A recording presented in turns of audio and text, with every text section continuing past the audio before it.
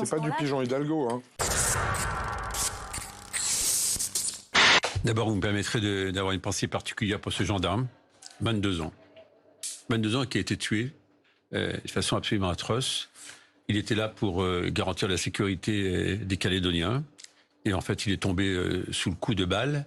Ça veut dire que c'est une situation extrêmement tendue qui nécessite de réagir. Et la décision qu'a pris le président au travers du Conseil des ministres de décréter l'état d'urgence est une décision qu'il fallait prendre. La décolonisation, c'est pas forcément l'indépendance.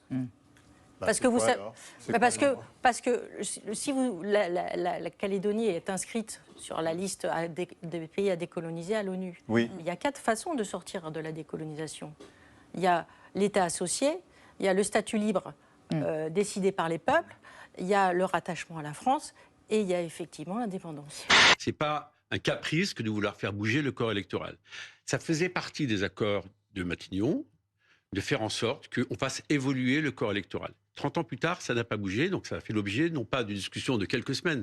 Je peux témoigner, pour avoir été en fonction aux Outre-mer, au moins pendant que j'étais au ministère, mais bien avant, Gérald Darmanin avait initié des discussions pendant plus de 18 mois. La Cour européenne des droits de l'homme, comme l'a très bien dit Christophe Barbier, dit à la France, vous ne pouvez pas laisser les choses ainsi, car c'est un déni de démocratie.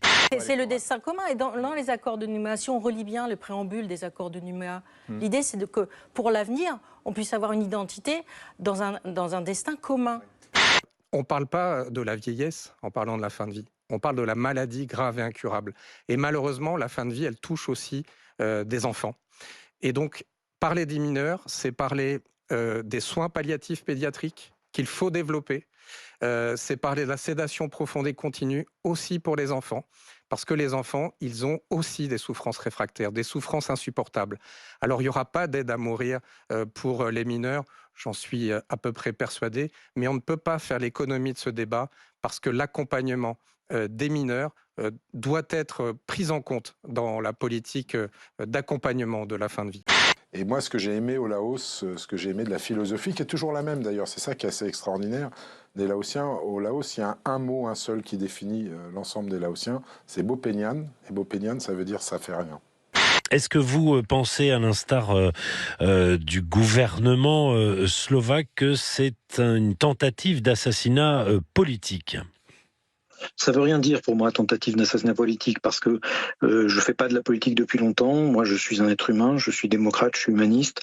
Je peux être opposé à quelqu'un, et quand je suis opposé à quelqu'un, je cherche pas à le détruire. Donc, ça ne veut rien dire, c'est antinomique. La politique, c'est justement de pas tirer sur les gens. Donc, ça veut rien dire, attentat politique. Ça fait rien. En gros, rien n'est grave tant que vous ne touchez pas à leur famille. Un peu très résilient. Voilà, exactement. Rien n'est grave tant que vous ne touchez pas à leur famille. Du moment qu'ils ont de quoi se nourrir, rien ne peut arriver. Tim Snyder, qui est un des grands penseurs de cette région, un des grands historiens, dit qu'aujourd'hui, la démocratie doit affronter la fiction. Et je trouve cette image magnifique. C'est exactement de ça qu'on parle. On empêche les citoyens de réfléchir, on leur fait croire qu'ils sont dans une espèce de guignol où il y a des méchants, des gentils, et on leur désigne les méchants, les gentils, et ils doivent les... Voilà, donc c'est ça qui est grave. Je veux dire un truc complètement misogyne, je vais me faire attaquer par toutes les associations. Est-ce que le fait que...